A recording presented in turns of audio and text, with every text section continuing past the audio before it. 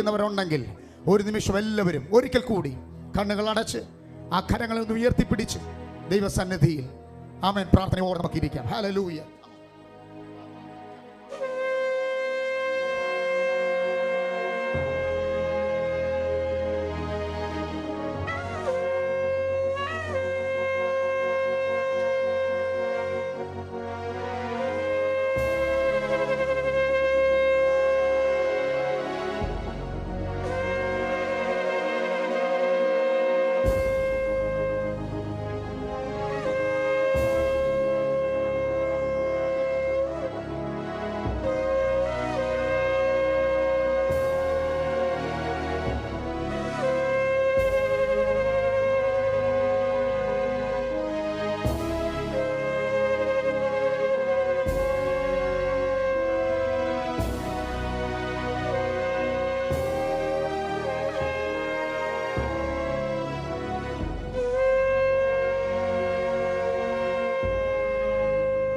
പുരോഹിതന്മാർ ഊതിയ കാഹളത്തിലൂടെ